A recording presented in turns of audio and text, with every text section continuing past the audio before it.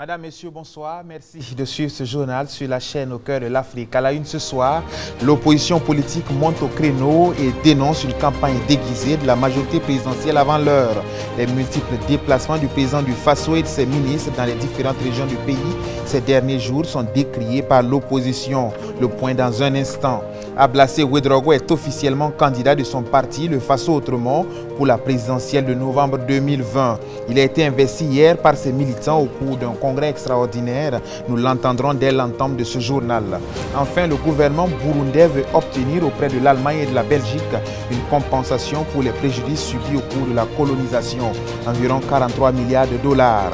Un rapport en ce sens est en cours d'élaboration. Des détails tout à l'heure en cours d'édition. Voilà pour le sommet de ce journal. Merci de nous suivre. L'opposition politique burkinabé dénonce une campagne déguisée de la part de la majorité présidentielle, une violation du code électoral qui interdit ces pratiques 90 jours avant l'ouverture officielle de la campagne. Les déplacements des membres du gouvernement et du chef de l'État à l'intérieur du pays sont pointés du doigt par une opposition visiblement révoltée et qui entend se faire entendre auprès des juridictions si rien n'est fait du côté du Conseil supérieur de la communication pour y remédier. Les explications dans ce commentaire de Benjamin Kwame. Ici, le président du Faso à Banfora pour la journée de l'arbre. C'est le 8 août dernier. Et ce 14 août à Waïgouya. Pendant ce temps, le Premier ministre a fait le tour du sud-ouest et ses ministres étaient à Waïgouya. Partout, le président du Faso, ses ministres et sa majorité vont à la rencontre des Burkinabés, accordent des audiences aux forces vives des régions et effectuent des visites de terrain. Pour l'opposition, ces sorties de la majorité présidentielle ne sont rien d'autre qu'une forme de campagne déguisée. Dans un communiqué, le chef de file de l'opposition dénonce une violation flagrante de l'article 68 du Code électoral qui interdit ces pratiques 90 jours avant l'ouverture officielle de la campagne. Sous prétexte de faire le bilan du Programme national de développement économique et social PNDS, les ministres ont entamé une tournée dans les régions avec les moyens logistiques et financiers de l'État. Le chef de l'État, par ailleurs candidat à la présidentielle de novembre 2020, se livre lui aussi à cette campagne déguisée en utilisant de manière flagrante les moyens de l'État. C'était le cas à Banfora et à Waïgouya. L'opposition politique interpelle le Conseil supérieur de la communication sur ses responsabilités. Depuis le 3 août dernier, le CSC a en effet interdit la couverture de la campagne déguisée des partis politiques par les médias et pourtant l'opposition constate malheureusement que des médias, surtout ceux de l'État, sont mis à contribution pour diffuser des publicités et des reportages de cette campagne déguisée avec la bénédiction tacite du Conseil supérieur de la communication, précise les lignes des Zéphirin Diabré. C'est une injustice qui est faite à l'opposition politique qui ne peut plus bénéficier de la couverture d'une partie de ses activités au nom des décisions du CSC qui interdisent la couverture de la campagne déguisée. L'opposition politique n'entend pas s'arrêter en une simple condamnation du principe de l'activisme gouvernemental assimilé à de la campagne déguisée. Si le gouvernement persiste dans une voie, elle va déposer une plainte en justice contre les auteurs de cette campagne déguisée. Et ce ne sera pas tout. D'autres initiatives pourraient être prises si malgré les interpellations et recours légaux, le président du Faso et sa majorité continuent d'enfreindre la loi impunément, alors l'opposition prendra d'autres initiatives. Conclut le communiqué qui ne donne pas plus de précisions sur la prochaine étape. À moins de 3 mois de la présidentielle, la bataille électorale s'annonce rude entre les partis qui ne se feront pas de cadeaux. Ablassé Ouedraogo va représenter les couleurs de son parti, le Faso Autrement, à la prochaine élection présidentielle de novembre 2020. Il a été investi ce samedi à Ouagadougou par ses militants au cours d'un congrès extraordinaire. Je vous propose d'écouter son allocution d'investiture. Unité nationale, sans une forte nation, il est exclu que le Burkina Faso puisse relever tous les défis auxquels il est confronté actuellement. Au soir du 22 novembre 2020, si nous sommes élus, une fois que le problème de la réconciliation nationale aura été résolu, nous allons restaurer la paix et la sécurité. Vous comprenez bien que vous ne pouvez pas produire quand vous êtes dans l'angoisse. Quand nous aurons fini ce chantier, nous allons aller à la relance économique du Burkina Faso et à la mise en place du développement durable. Le Burundi pourrait demander réparation à la Belgique et à l'Allemagne pour les dégâts liés à la colonisation. Un rapport en ce sens est en train d'être rédigé par un groupe d'experts désigné par le Sénat burundais. Les premières conclusions évoquent des réparations financières à hauteur de 43 milliards de dollars. C'est un groupe d'experts composé de professeurs d'histoire, d'économie et de droit de l'Université du Burundi qui a fait le calcul. Les colonisations allemandes et belges de 1896 à 1962 auraient privé le Burundi de 43 milliards de dollars. Hormis les violences commises sur les populations par les colons, le groupe composé d'historiens et d'anthropologues estime que le Burundi a été particulièrement meurtri par l'attribution d'identités ethniques distinctes entre Hutu et Tutsi. Cette ethnicisation a mené à de nombreux drames. Les experts proposeraient également une demande de réparation culturelle avec la restitution d'archives et d'objets volés par les colons. De son côté, la Belgique entame un travail de mémoire. Elle devrait bientôt lancer une commission spéciale chargée d'étudier son passé colonial en Afrique. Le gouvernement mauricien entend obtenir une compensation pour les importants dégâts environnementaux engendrés par le MV Wakashio, le tanker japonais, échoué au large de Port-Louis depuis le 25 juillet dernier. La marée noire causée par cet incident atteint certaines plages vierges, des récifs coralliens, les eaux turquoises entourant l'île et les zones humides de mangroves qui abritent de nombreuses espèces rares. Selon les organisations de défense de la nature, cette situation menace 35 ans de travail pour restaurer le littoral mauricien. Sur le terrain, des milliers de Mauriciens travaillent avec le dispositif déployé par le gouvernement pour limiter les dégâts. Ces derniers ont notamment installé des barrages improvisés pour essayer de contenir la propagation du carburant. On estime que près de 400 tonnes de mazout ont déjà été retirées de la mer. 2500 autres tonnes ont été directement pompées des réservoirs du navire grâce aux efforts coordonnés d'experts français, japonais et onusiens. Les travaux qui se poursuivent actuellement se sont transformés en une course contre la montre car le navire risque de se désintégrer à tout moment.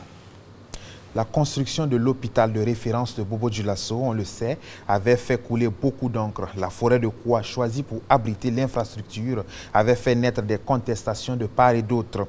Une étude d'impact environnemental avait même été mandatée pour trouver des voies de recours. Eh bien, c'est maintenant chose faite. Le gouvernement a finalement décidé de relocaliser les travaux sur un nouveau site. De quoi ravir les contestataires qui disent vouloir protéger la forêt classée de Koua. Le député Moussa Zerbo est l'un d'eux. Je vous propose de l'écouter à ce sujet. Avec une très grande satisfaction que nous avons appris cette décision sage du gouvernement qui a été de délocaliser la construction de l'hôpital de référence de Bobo-Dioulasso qui a fait couler beaucoup d'encre et de salive. Vous savez qu'en son temps, on avait demandé juste une étude d'impact environnemental et social, ce que le gouvernement a bien accepté faire. Et ça, c'est à encourager et à saluer, donc félicitations. Également, accepter de mettre en application les résultats issus de cette étude. Vraiment, nous estimons que c'est assez courageux, contrairement à certaines personnes qui ont voulu vraiment amener le gouvernement dans l'erreur. Donc, nous saluons cela. Profitez également saluer l'ensemble des acteurs qui se sont mobilisés autour de cette affaire de la forêt de Koua. Je vais parler ici des techniciens, des OSC, des personnes physiques, des personnes morales, la presse notamment, qui a mené un travail pour que nous puissions nous faire comprendre. Et nul n'a intérêt à ce que ça brûle dans ce pays-là. Donc nous souhaitons tous le meilleur pour notre pays, nous souhaitons le meilleur pour Bobo-Dioulasso. L'appel que j'ai à lancer, c'est d'inviter tous les fils de Bobo et toutes les filles de Bobo et l'ensemble du peuple burkinabé à ce qu'on se donne la main dans la main pour construire cette partie du Burkina également qui a tant souffert, j'allais dire, de manque de cohésion, de manque d'unité et pour pouvoir impulser le développement de cette ville de Bobo-Dioulasso. Vivement que chacun puisse savoir raison garder et que nous évitions des actes qui sont de nature à porter préjudice à la vie même ou bien à l'intégrité physique des autres. Je pense que les actions qui se sont passées à Bobo n'étaient pas de nature vraiment à créer la sérénité. En tout cas, nous disons merci à tous ceux qui ont cru en nous, à tous ceux qui se sont battus et pour que nous puissions atteindre les résultats aujourd'hui.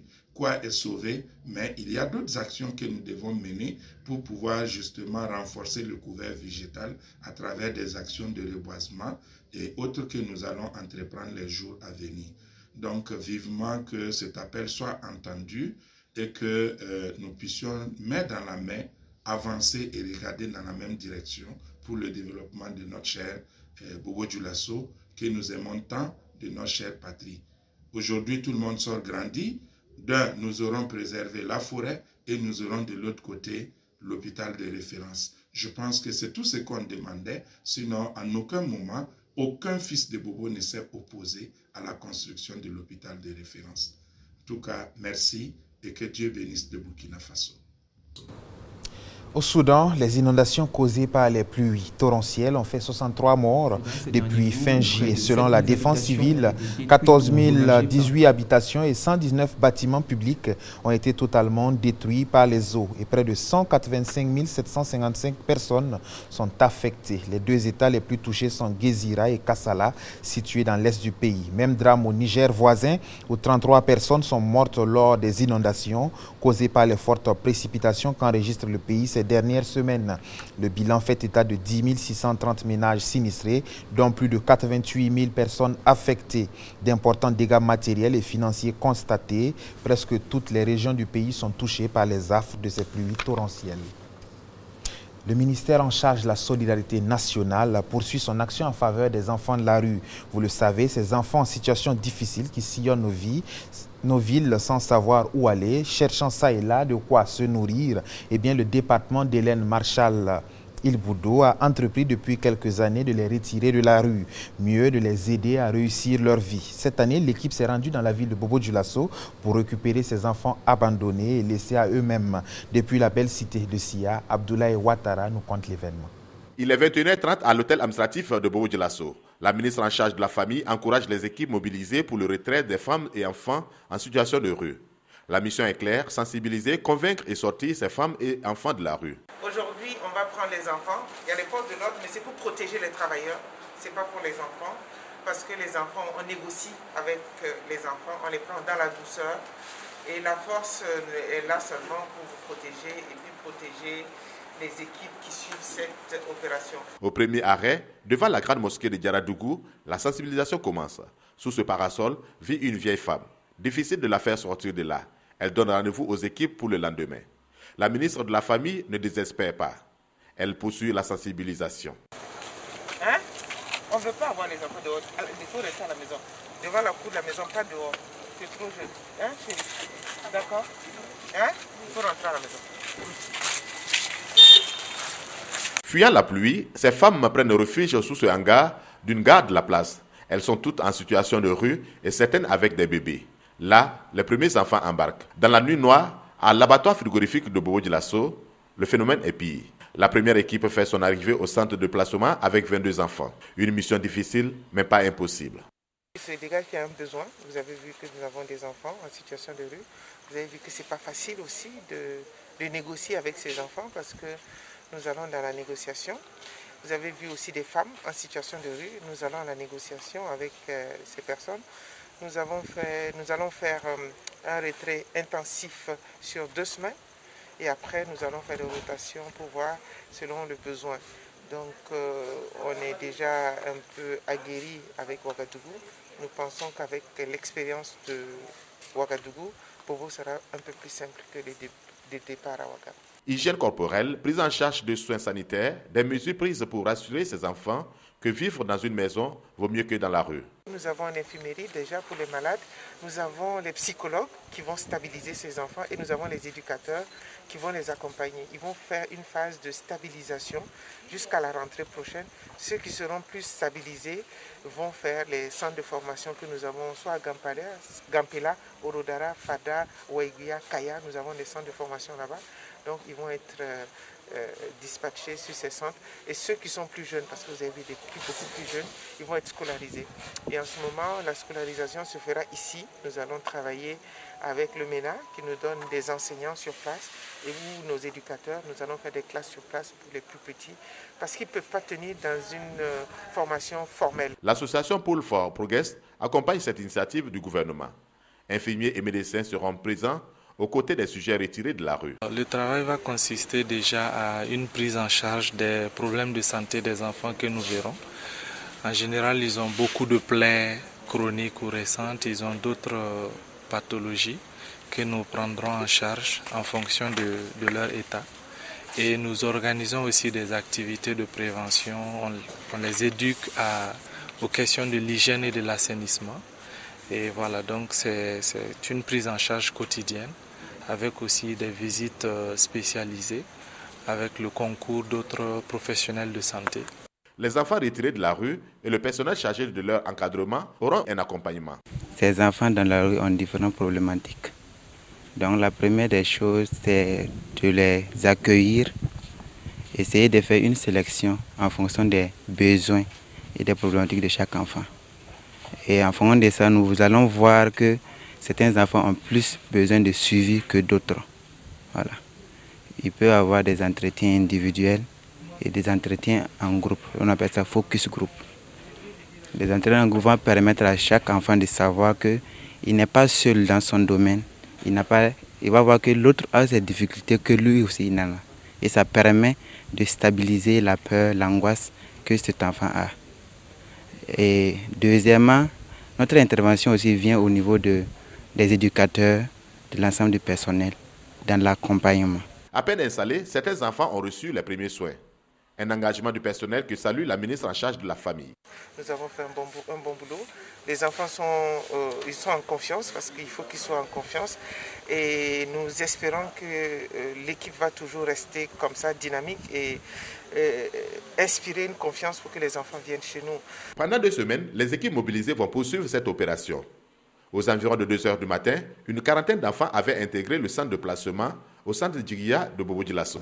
Et puis c'est exceptionnel, nous aurons une demi-finale 100% franco-allemande en Ligue des Champions. Hier, les Lyonnais sans Bertrand Traoré ont créé la surprise en battant Manchester City par 3-1.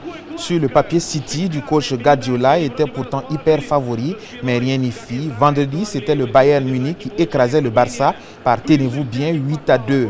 L'équipe du Ballon d'Or, Messi, a tout simplement été dominée de la tête et des épaules par l'ogre allemand. Une défaite de Barcelone par un tel écart remonte à 1946. En demi-finale, on aura donc le PSG contre Leipzig et Bayern contre Lyon.